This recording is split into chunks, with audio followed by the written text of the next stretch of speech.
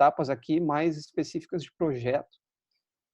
E aí eu vou fazer a instalação, praticamente, desse guarda-corpo, desse protótipo, né, que eu estou imaginando, e fazer os ensaios tecnológicos, ensaios de avaliação, conforme a gente vai falar logo na sequência, 14718. Se eu tenho aprovação dos requisitos, praticamente eu já tenho uma tipologia de guarda-corpo para, digamos aqui, a uma altura específica da edificação aprovado. Claro que muito desses passos aqui que a gente colocou vem do próprio fabricante do guarda-corpo, né? Então, existem empresas que têm os guarda-corpos, digamos assim, homologados, já avaliados, né? E aí, nós como instituto, né, a gente faz muitos desses ensaios e muitas vezes os fornecedores, eles querem atingir o nível máximo, né? Não se trabalha em nível de desempenho, porque é o desempenho é mínimo, mas, digamos, as situações mais agressivas, ter o seu guarda-corpo aprovado. Vamos supor uma edificação de 30 pavimentos na região 5, na região mais agressiva, com mais incidência de vento. Então, que é aqui na região sul, se o guarda-corpo desse fornecedor atender esses requisitos, que as cargas são maiores, praticamente ele atende o Brasil inteiro. Aí, o que vai variar mesmo seriam as questões de instalação, né? Então, é bem interessante trabalhar desta maneira e quando se tem um modelo já aprovado e conhecido o seu desempenho, praticamente é só replicar e instalar direto na obra, né? Então, isso já tem um laudo, já tem um relatório dizendo que esse tipo de elemento atende, né? Claro que para a instalação vai muito da empresa, né, que vai ser contratada. Se a empresa vai emitir uma RT ou se o engenheiro de execução da obra vai assumir essa responsabilidade, vai fazer essa verificação. Então, assim, os guarda-corpos, eles são muito importantes para a segurança dos usuários, né, da edificação. Praticamente são eles que barram, né, a queda de pessoas numa altura maior de 1 metro, que é o que especifica. E, digamos assim, particularmente, depois que eu comecei a conhecer a norma, eu comecei a verificar um pouco os guarda-corpos que eu ia me apoiar, né? O primeiro eu colocava a mão para ver se esse guarda-corpo não estava bambo, mas normalmente o que as pessoas fazem é já se apoiam direto no guarda-corpo sem nenhuma verificação, porque tem confiança naquele elemento. Mas, digamos, alguns anos aí trabalhando com essas análises desses elementos, assim, existem coisas que não passam de primeira, vamos supor. Até assusta um pouquinho. Aqui mais uma dúvida, eu acho que é pertinente agora. O pessoal perguntou falou que tem um guarda-corpo ensaiado pela norma de 2008. Perguntou se tem que atualizar, fazer um novo ensaio para essa norma agora de 2019.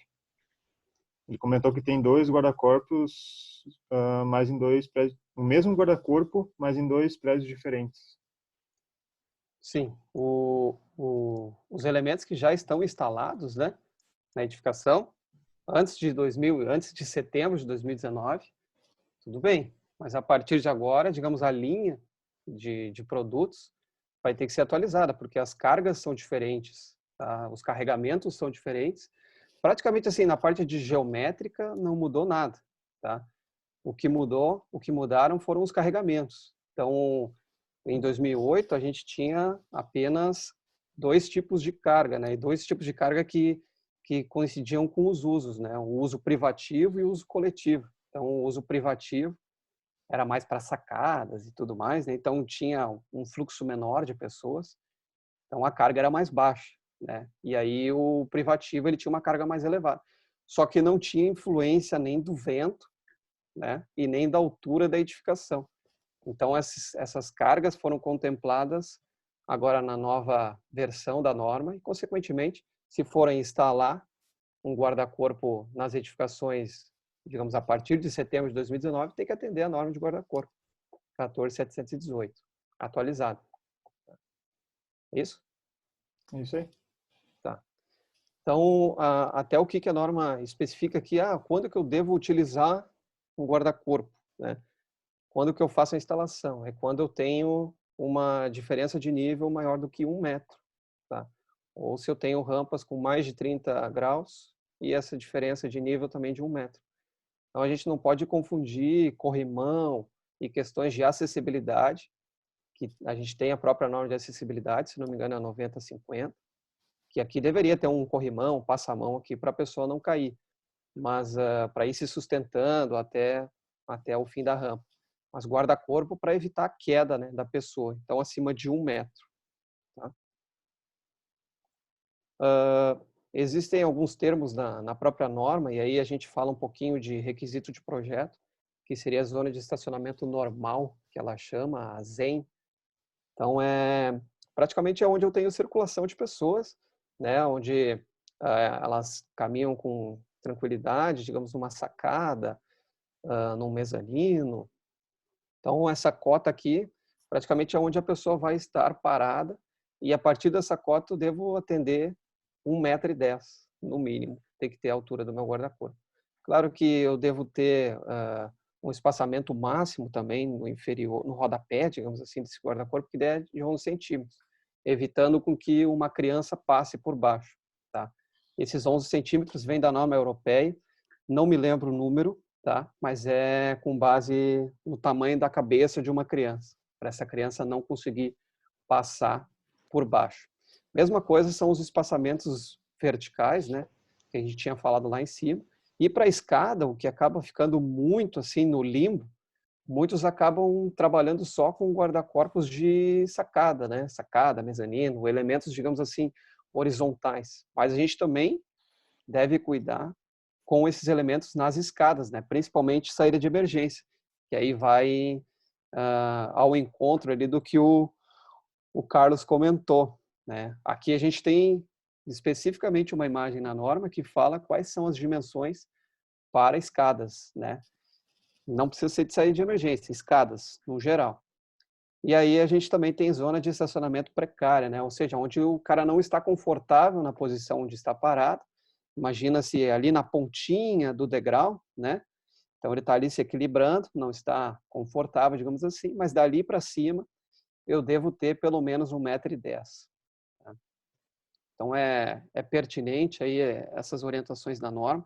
Isso aqui são formas geométricas que eu devo atender, que estão expressas na norma. Então praticamente o projetista ele faz uma cópia aqui desses elementos e a gente vai ver que os guarda-corpos vão ser muito semelhantes, porque não tem como fugir muito disso. Ou eu faço todo ele fechado ou eu vou respeitar esses espaçamentos. E aí vai variar de vidro, madeira, metálico. Aqui algumas imagens até que geram várias dúvidas, né, dos projetistas, aonde que eu considero a altura, se eu tenho uma mureta, né? A própria norma também dá essas imagens aqui. Então, se eu consigo subir nessa mureta, a partir disso eu conto 1,10 m, né? Essa mureta, para eu começar a contar, né, a altura dela, ela deve ser maior que 45 centímetros, ou seja, para a minha mureta começar a contar nesse 1,10 m. Por quê? Porque daí não favorece a subida da pessoa em cima da mureta. É muito parecido com aquela imagem lá do início, com aquele elemento fechado, com 45 centímetros, para evitar com que haja a escalada, né? E claro, se eu tiver, digamos assim, uma mureta muito curta, né, que nem esse exemplo aqui, ó, uma mureta muito curta, ou seja, que a pessoa não consegue botar o pé, aí eu acabo trabalhando aí com 1,10 m lá da zona de estacionamento normal. Ou seja, faz com que a pessoa não consiga subir nessa mureta, né? Tenha dificuldade de subir nessa mureta. O que a gente estava comentando antes também, a principal, digamos, contribuição da norma de 2019 são essas cargas que mudaram, tá? Agora, a gente ainda mantém uso privativo e coletivo, tá? Mas a primeira parte da tabela de cargas da norma, ela fala lá, residencial ou comercial, tá? Mas aí especificamente para uso privativo e áreas técnicas. Se a gente tiver uma edificação de 2 pavimentos, as cargas que eu vou estar trabalhando são muito menores, principalmente aqui na região, quando eu vou aumentando, né, a região de vento, do que um prédio de 30 pavimentos. Praticamente, se eu pegar a região 5, a região do país, por a região 5, que eu já falo disso, região 5 eu vou trabalhar com uma carga de 50 quilos por metro, aproximadamente. Se for uma edificação de 30 pavimentos, ou até 90 metros de altura, eu dobro essa carga por causa do vento, tá? Além disso, eu tenho deslocamentos máximos aqui, deslocamento horizontal, né, máximo, quanto que esse guarda-corpo pode deformar para frente, para trás,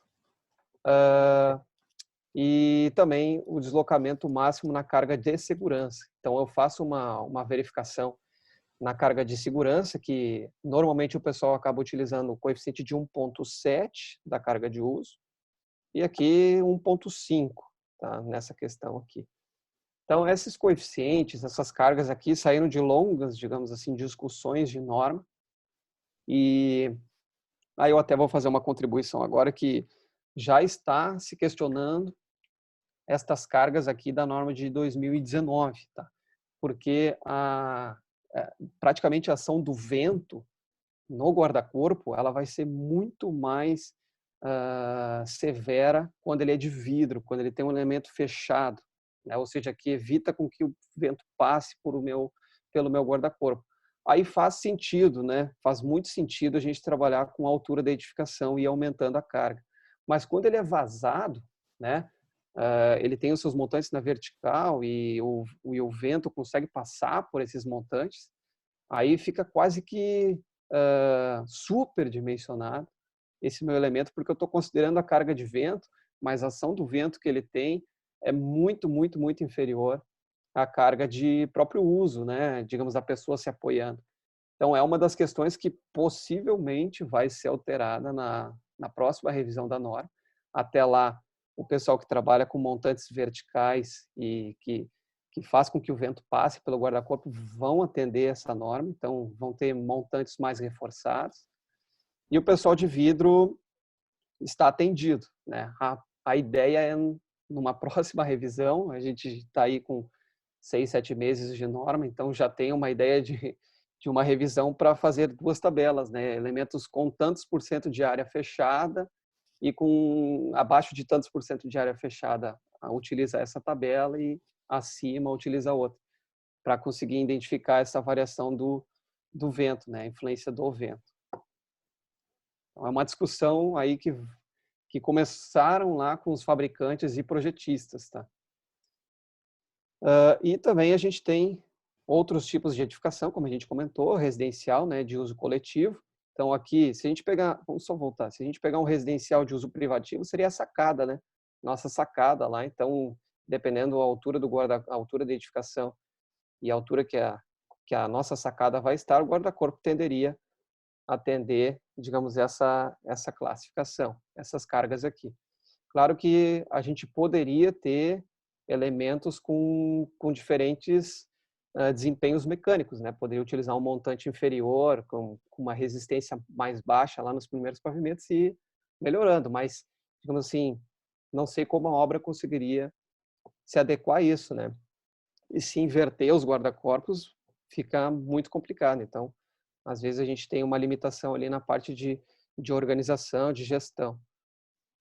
Residencial de uso coletivo, tá? Aí a gente tem o residencial de uso coletivo, imagina-se que seja a piscina, o mezanino, o salão de festas, onde eu tenho um acúmulo maior de pessoas, então aqui chega até 2.500 pessoas, porque a gente trabalha com comercial e institucional. A gente também tem a questão dos shoppings, né? Se os shoppings se adequarem, né, nessa quantidade de pessoas, então a gente tem aqui as 2 classes. E aí, claro, as cargas sobem um monte, tá? A gente parte de 1.000 aqui, tá? Bem importante também Ei, Noel, salientar. Oi? aqui no Facebook o Alexandre Limeira está dando parabéns pelo tema e tu começou justamente a tratar de guarda-corpo para futebol, né? Nós fizemos lá, junto com o Alexandre, lá a avaliação do guarda-corpo lá do Beira-Rio, né? Do gigante da Beira-Rio, né? Estádio fabuloso, não, mas enfim, somos isentos, né? Mas enfim, o que tu poderia falar um pouco mais sobre guarda-corpo de estádio de futebol, que tem todo aquele volume de pessoas enfim, até o uso inadequado, gente subindo no guarda-corpo, gente Agora até parou, né?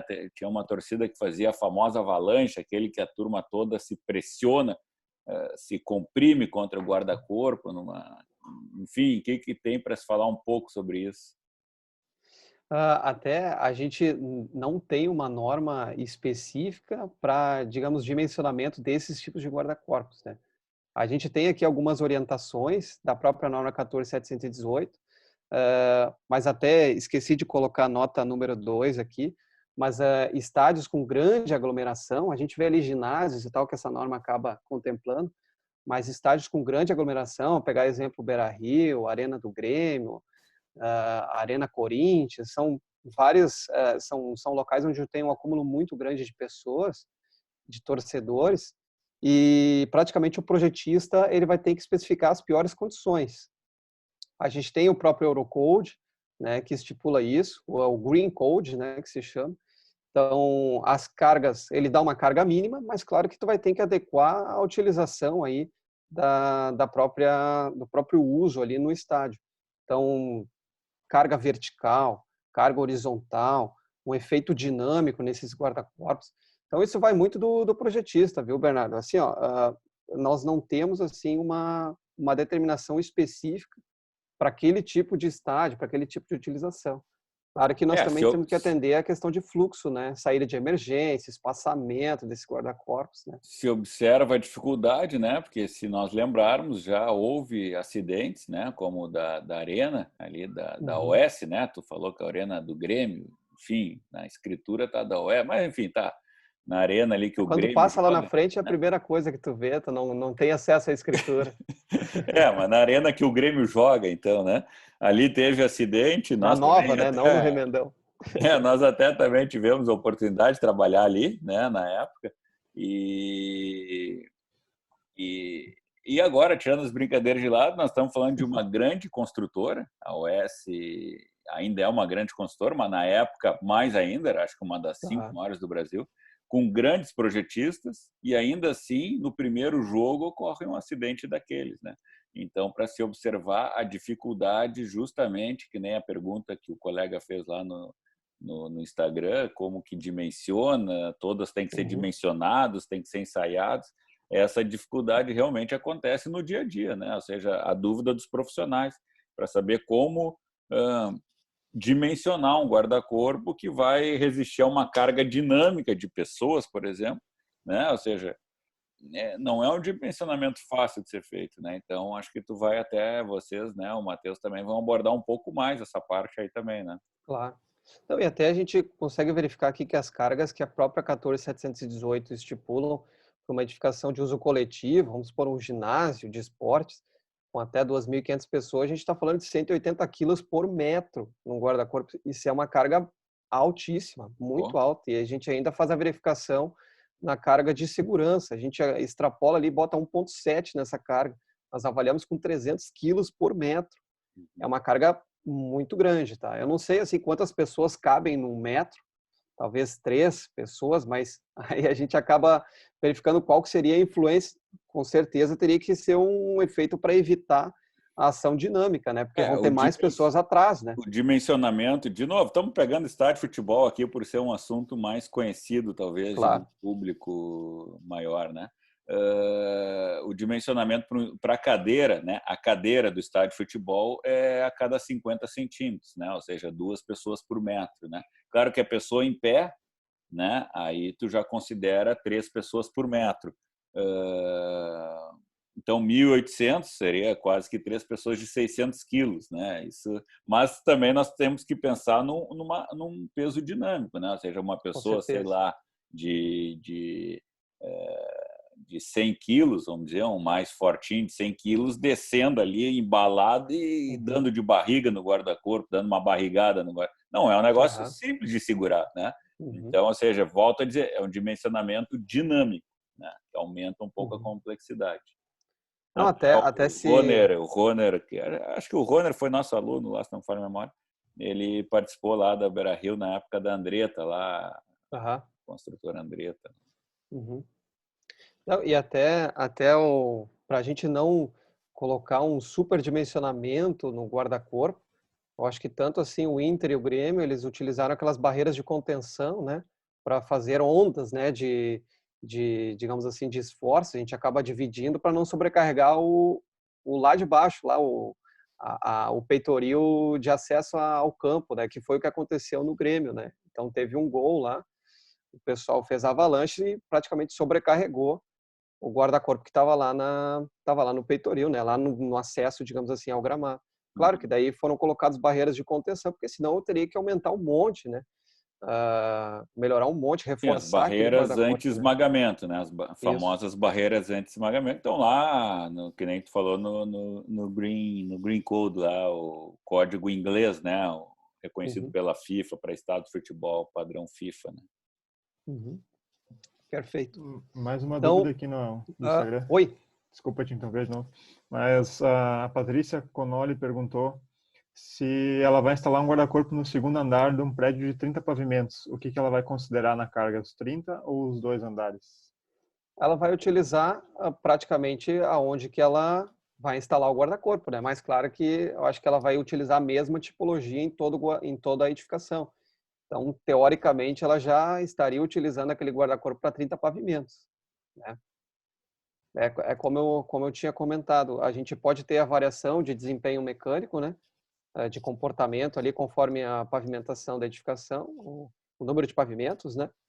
Mas, claro, se eu tiver a mesma tipologia no segundo andar e no 30º andar, eu vou ter que dimensionar ele para o 30º, né? Porque ele vai estar submetido a isso. Se vai mudar a tipologia, claro, vai ter aplicações, né, distintas dentro da edificação. E até uma das questões que entrou na discussão dessa norma de 2019, que pode gerar um pouco de dúvida para o pessoal, e se for guarda-corpo interno, sigo a carga de vento ou não sigo?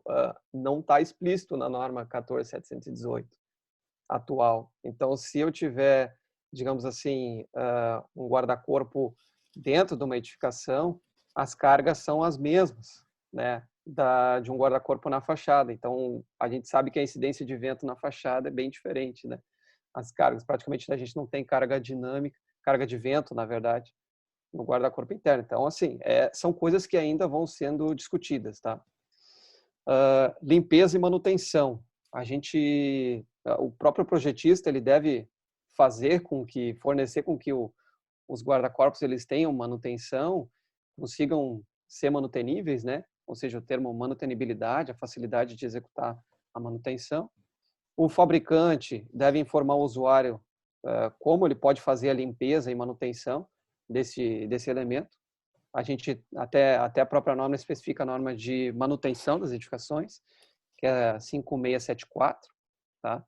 E praticamente o fornecedor deve entregar um manual, né, do seu elemento, do seu guarda-corpo, sua tipologia.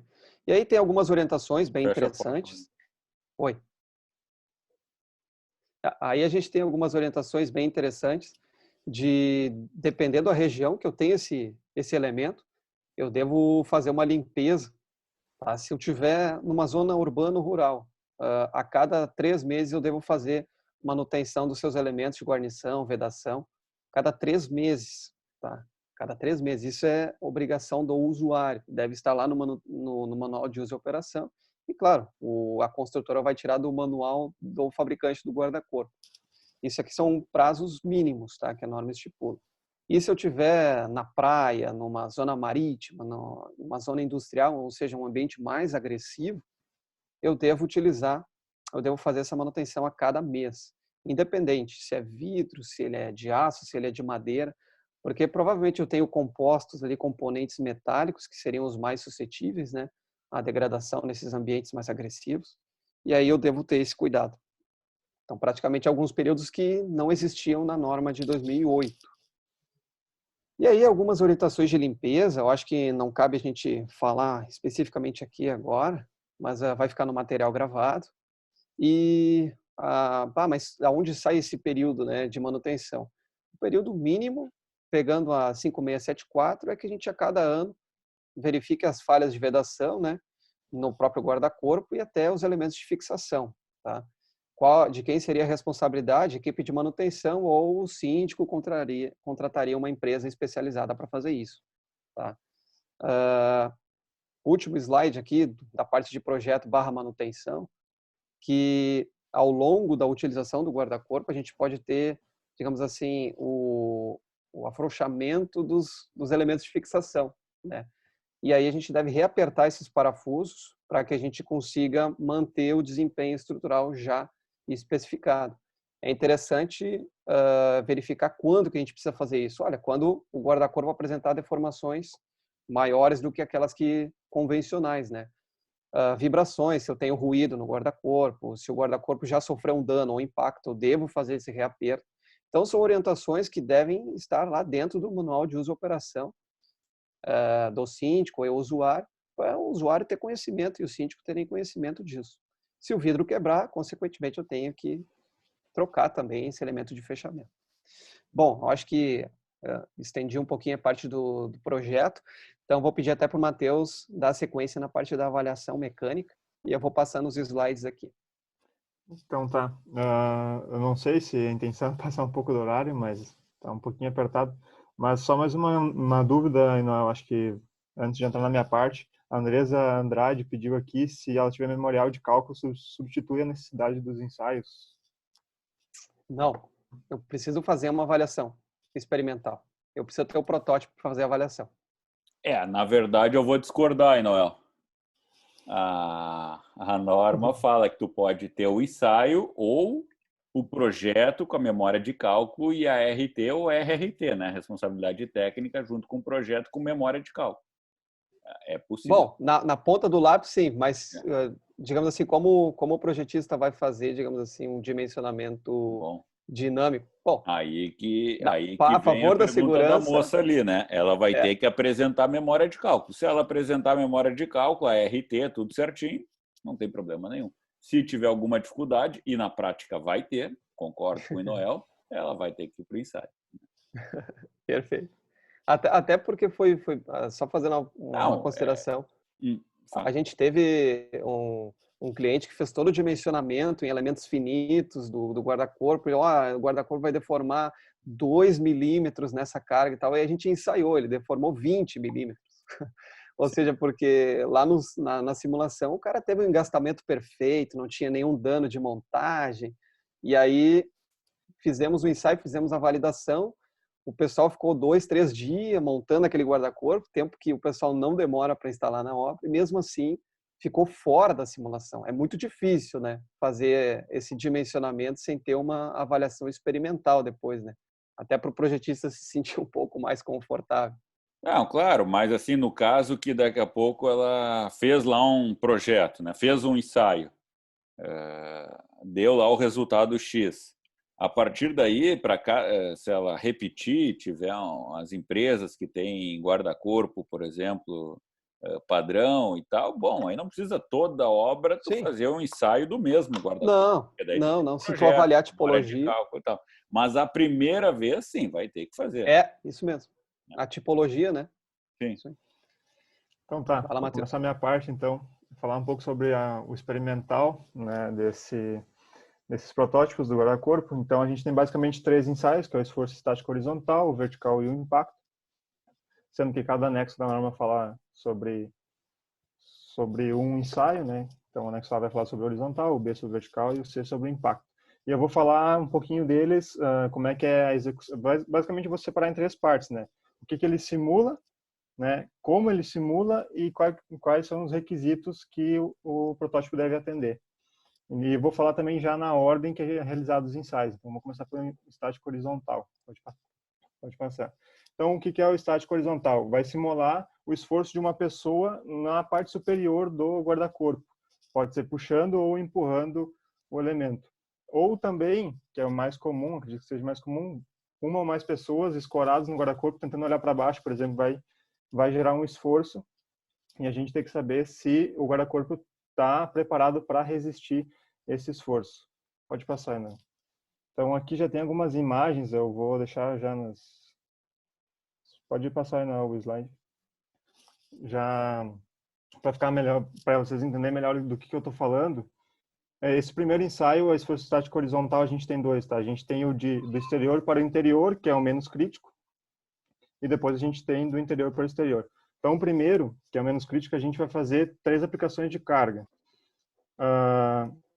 Na primeira aplicação de carga, a gente vai botar uma pré-carga com 20 kg por metro. Tá? A norma fala tudo em newtons, mas eu vou falar em quilogramas, porque é mais usado assim, né, popularmente, acho que fica mais fácil de entender. Então, a pré-carga vou colocar 15 minutos de carga, 20 kg por metro, em 3 pontos de aplicação, quando o protótipo tem 3 montantes e 2 elementos de fechamento, como esse da foto da direita. Né? Aqui na esquerda também tem os 3 pontos de aplicação, só faltou um montante na representação. Mas quando for só um módulo, a gente vai botar 2 pontos de aplicação de carga. E vão ser 4 pontos de leitura dessa deformação. Depois da pré-carga, que é feita para acomodar o sistema, né, logo depois de uma instalação, ainda pode ter alguma folga nesses elementos, a gente vai aplicar essa pré-carga. Depois dessa pré-carga, a gente vai para a carga de uso, que é aquela carga que estava lá na tabela antes, que pode variar de 40 a 100 newtons por metro, a 100 quilogramas por metro, dependendo da região de uso e da quantidade de pavimentos. E a carga de uso, então, o que pode acontecer, né? Quais são os requisitos para a carga de uso? O guarda-corpo não pode romper, né? Eu acho que pode deixar no outro ali, depois a gente vê. Então, quais são os requisitos? O guarda-corpo não pode romper, não pode afrouxar nenhum dos seus elementos e não pode destacar nenhum dos seus elementos. E também não pode deformar 25 milímetros. A deformação tem que ser menor ou igual a 25 milímetros em qualquer um desses pontos de medição, que são os 4. Né? É um no centro, um na metade de um dos módulos e 2 nas extremidades. Aí, isso é basicamente, então, o tempo de carga é 15 minutos, daí depois que a gente tirar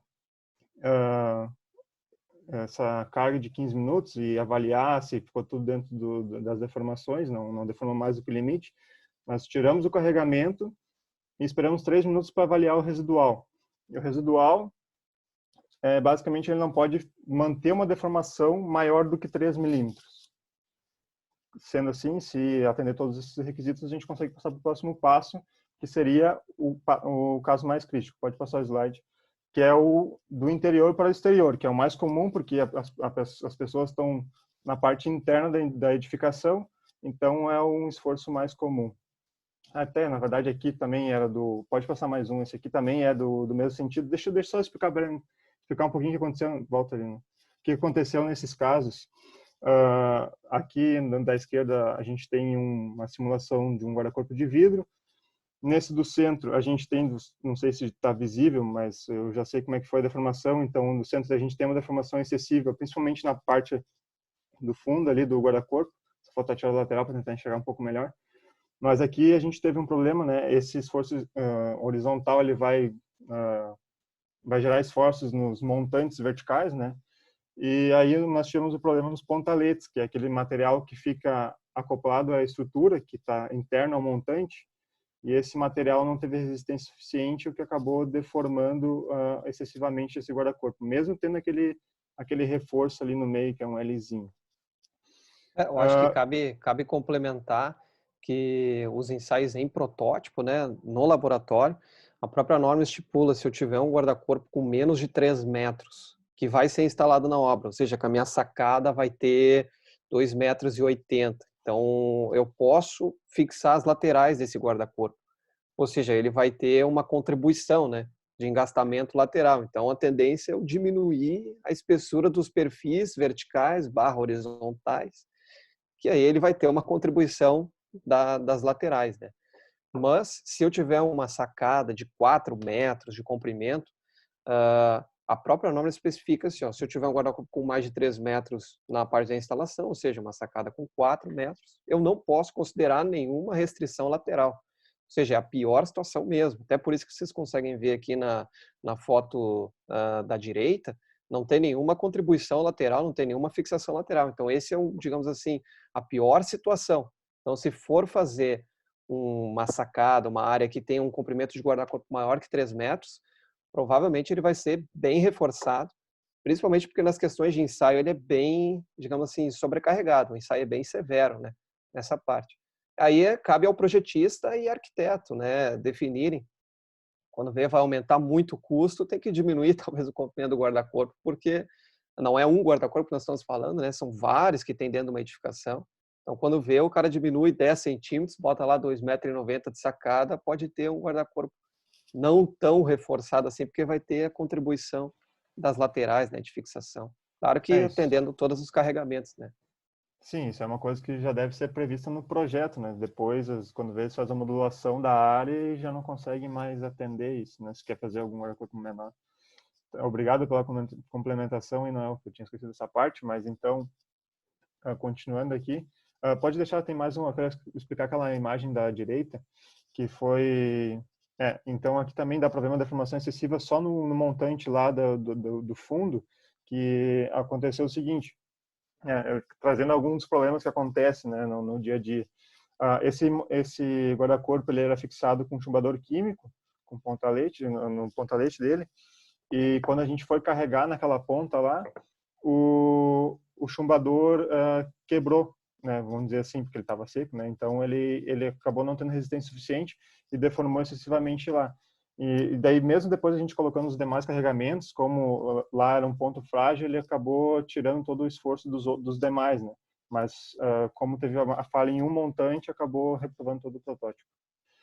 O, Agora o sim, sistema, o sistema de fixação do guarda-corpo é muito importante, né, para a questão estrutural, né, do desempenho mecânico. Se eu tiver uma boa fixação, digamos assim, um bom engastamento, um bom engaste aí entre os montantes verticais e a base, né, meio caminho andado. Daí depois praticamente os montantes que eles são responsáveis aí por essa limitação de deformação, né? Quanto mais rígidos, menos, digamos assim, menos deformação, menos deslocamento eles teriam, né?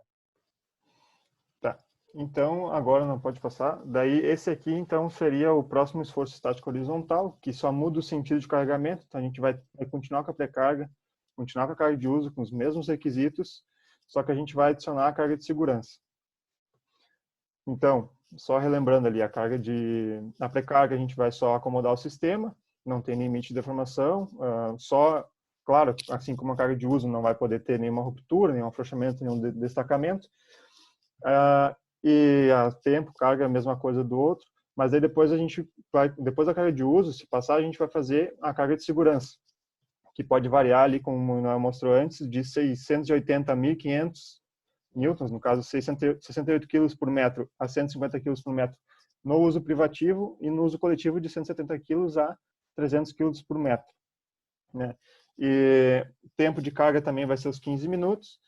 E qual é o que a gente vai avaliar aqui? É a deformação. A deformação máxima é 150 milímetros. Ele até pode afrouxar ou destacar alguma parte dele, mas ele deve manter assim,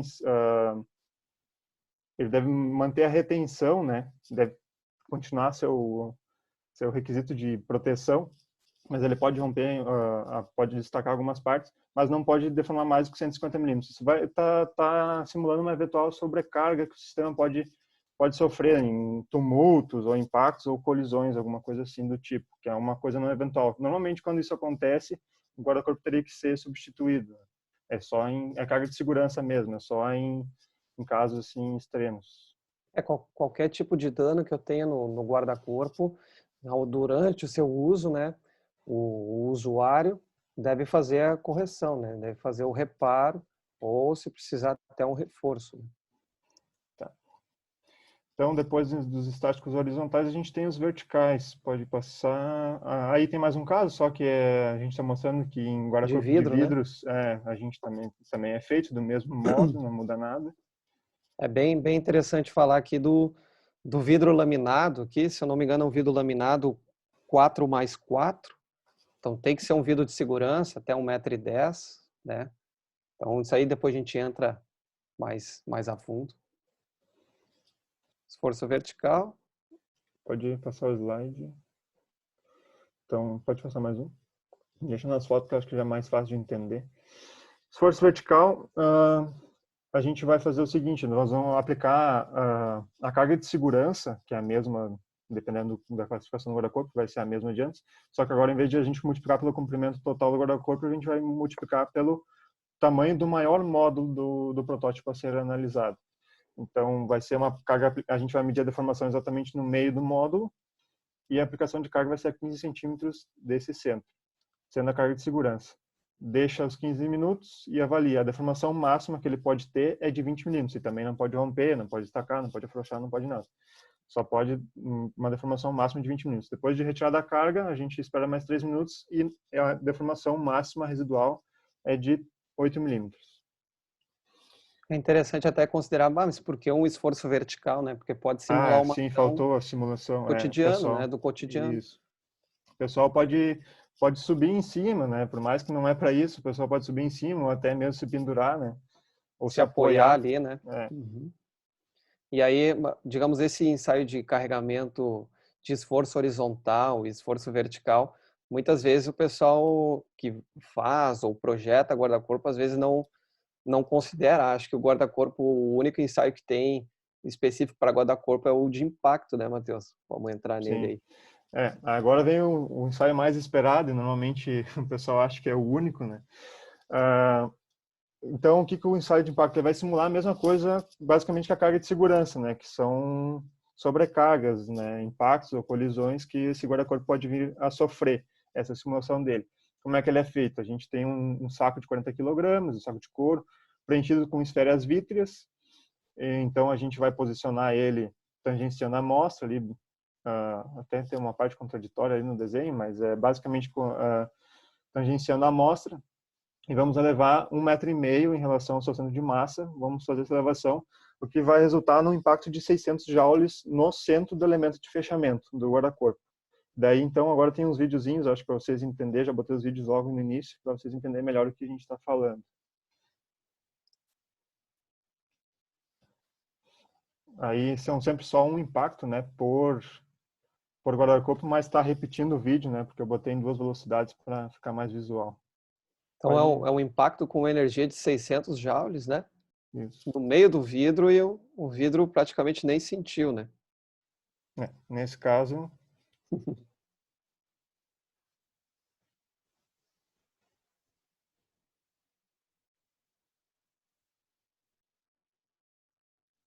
Então, esse ensaio é bem severo, né, Matheus? Até vocês que fazem direto ali, sai que pelo som, pela agressividade, assusta bastante, né?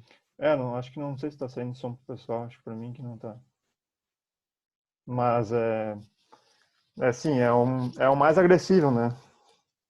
Até aí, acabamos não colocando nenhuma imagem assim, de algum que rompeu, mas já dá para ter uma ideia né, da energia.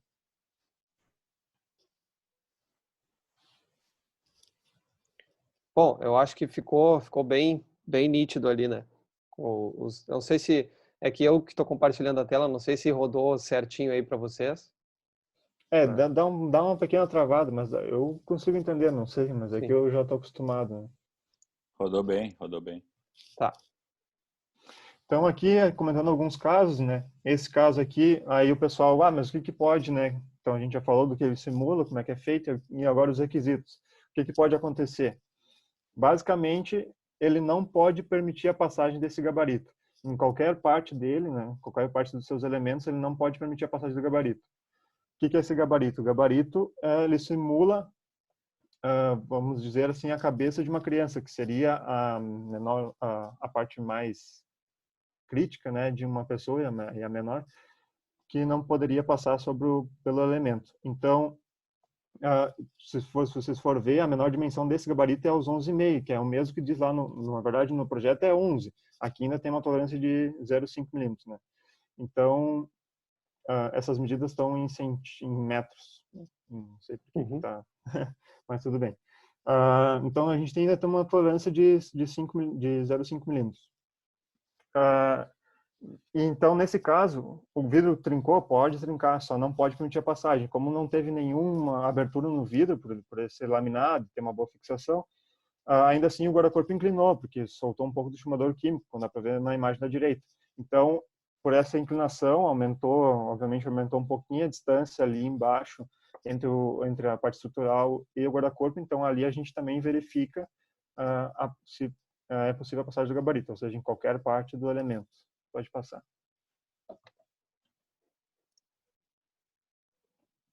Aqui mais um caso, que seria desses dos montantes verticais, né, de gradis, que também entra esse caso assim, que inicialmente na verificação de projeto ele atende, mas depois do impacto, devido a essa deformação, ele pode aumentar esse espaçamento entre não é um montante, né, mas entre esses elementos verticais aqui de fechamento.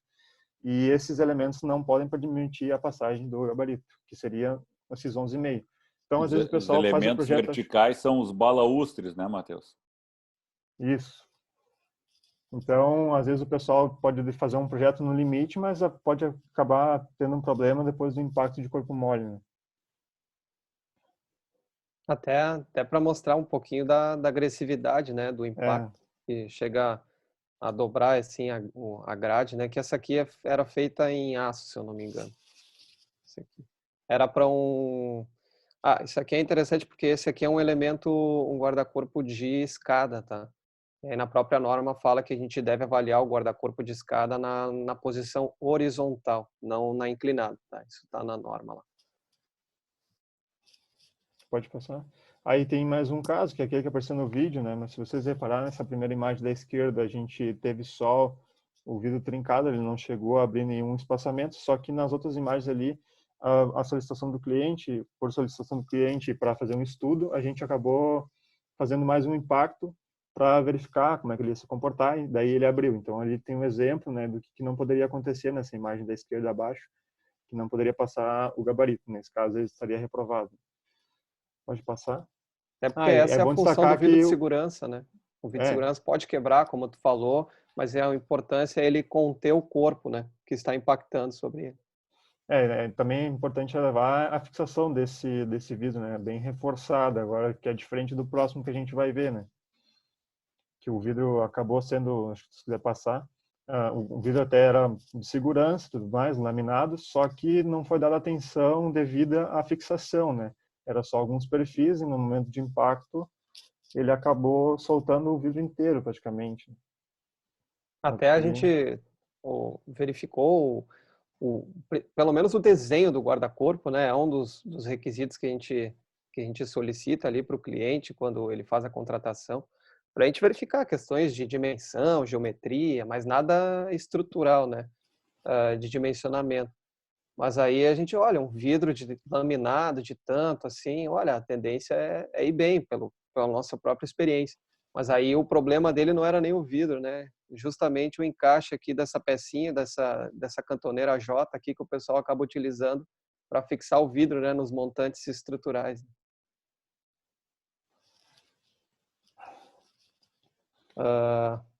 Da tua parte foi ali, Matheus? Então, da minha parte era isso. Acho que agora é contigo aí, mais algumas questões. Bom, Nós temos bem que ir rápido para a gente. finalizando. Temos que finalizando. Bem rápido para a gente encerrar. A gente tem norma de dimensionamento de vidro, tá? A norma 7199, vidros para construção civil, então várias tipologias de vidro. Praticamente o que a gente usa no guarda-corpo é o vidro de segurança, até pela severidade, né, e a necessidade, e para estar dentro daquele 1,10 m que até a própria norma solicita. E aí a gente entra numa discussão que não está na norma, mas, digamos assim, está dentro da norma de desempenho, que é a avaliação de peitoril de esquadria, né? Então, além da esquadria atender estanqueidade, resistência mecânica de uso, operação, acústico, se ela tiver praticamente com peitoril, bandeira fixa dentro daquele 1,10 m, ela vai estar exercendo uma função de guarda-corpo, né? Digamos assim, isso está em discussão, além daqueles carregamentos de vento que eu comentei com vocês, isso vai entrar em discussão na próxima norma de guarda-corpo. Então, assim, assustou um pouquinho o pessoal de esquadria, porque além de fazer um dimensionamento todo para passar na estanqueidade, ele ainda tem que sustentar uma pessoa que tem função de guarda-corpo. Na minha visão, tem função de guarda-corpo, ele tem que seguir os mesmos requisitos. Isso não está tão evidente assim na norma, não sei até o que o professor Bernardo acha, mas assim, na norma de de desempenho fala que os peitoris devem atender a 14.718, de alvenaria, se for de madeira, então tudo que tiver dentro daquele peitoril ali, se for norma de guarda-corpo 1,10 m, vai ser solicitado como guarda-corpo. Aí eu não sei o que tu acha, professor Bernardo. Não, é por Mas aí mesmo, é por aí mesmo. Não está muito claro na norma, mas a minha interpretação é essa também. Já há, em alguns casos, quando essa banda fixa está, por exemplo, numa saída de emergência, está numa saída de escape ali, já há bombeiros exigindo laudos de resistência de guarda-corpo, né? Claro que quando a gente fala bombeiro, depende da cidade, depende e de N até fatores, né? Mas, a- enfim, a minha interpretação é essa também. e até esses peitoris, né, de bandeira fixa em saída de emergência é daí a 9077, que ainda A fala de carga 90. distribuída, né? Uhum, Então aqui a gente nem fala de carga distribuída em todo o painel de fechamento. Então, uhum. às vezes pode ser até mais agressivo. A gente já fez ensaios assim para empresas que se comprometeram e gostariam de desenvolver esse produto. Até nesse caso aqui ele colocou, digamos, os balaústres, né, na parte externa e vidro na interna. Aí a gente fez os ensaios, praticamente ele nem precisaria ter os balaústres, tá? Porque o próprio vidro que ele utilizou já estaria de acordo. Aí foi questão dele de produto. Bom, aqui eu nem vou falar muito dos cases, vou falar só mais esse aqui de vidro. Então, a gente já ensaiou guarda-corpos que são só de vidro, não tem montante vertical nenhum. Então, eles são fixados dentro, na lateral da laje, na lateral de viga, daí, claro, tem um elemento de fixação metálico. E aí, as partes de execução aqui, elas são bem mais cuidadosas, né? O pessoal teve que fazer um grauteamento, teve que utilizar um tipo de borracha específica aqui para a borracha não ser tão macia, que o guarda-corpo pode ter um desempenho estrutural legal, mas qualquer 2, 3 milímetros que a borracha comprime lá na base pode representar 2, 3 centímetros lá em cima no montante. Então teve todo um cuidado aí na parte do projeto desse guarda-corpo. E esse vidro laminado aqui é 10+10, então é um vidro bem reforçado.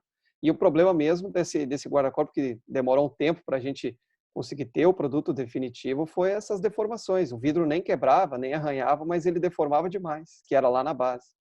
Aí uma das dúvidas que os projetistas têm, e que até os executores, quanto que eu tenho que afundar esse vidro, né?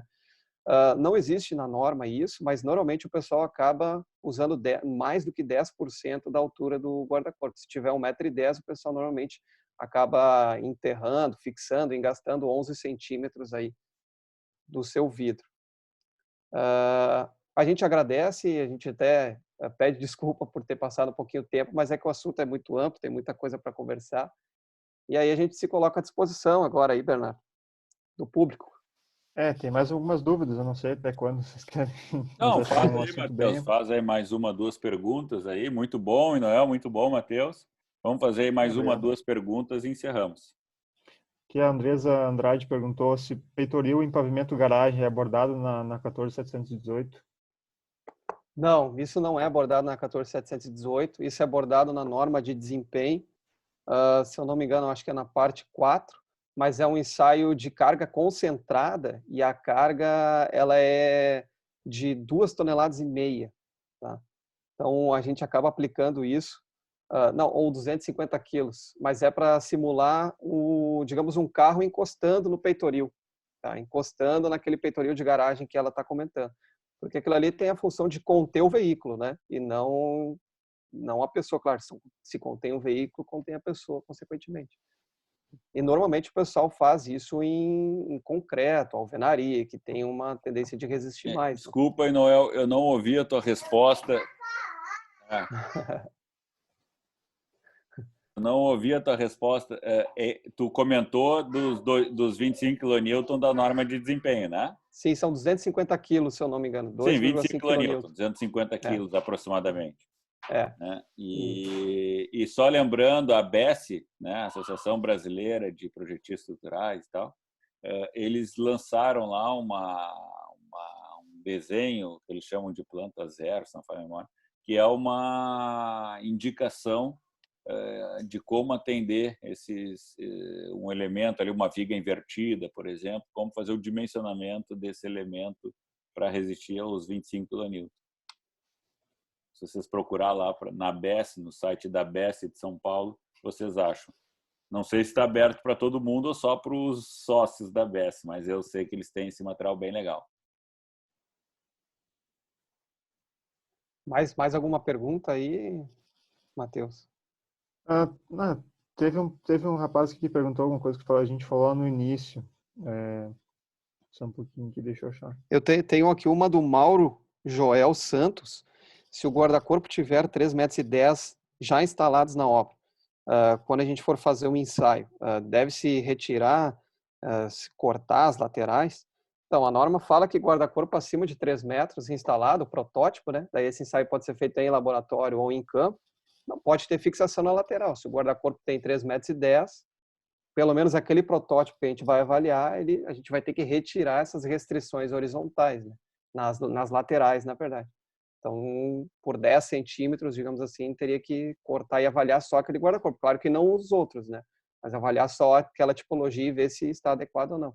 Mas isso é muito comum acontecer, da gente fazer os ensaios em obra, e aí o guarda-corpo não reprova, na verdade, né? E aí praticamente todo o empreendimento já está com o guarda-corpo instalado, daquela tipologia. Então, assim, se ele está reprovado, ele não poderia ter sido instalado daquela maneira. Aí cabe a necessidade de ou retirar tudo ou fazer um reforço. E aí até é uma das intenções aí da própria norma 14.718, é verificar se existe a necessidade de alguns reforços, como até o professor Uziel comentou ao longo da transmissão, para a gente conseguir ter um conhecimento melhor, né, mais aproximado do comportamento do guarda-corpo.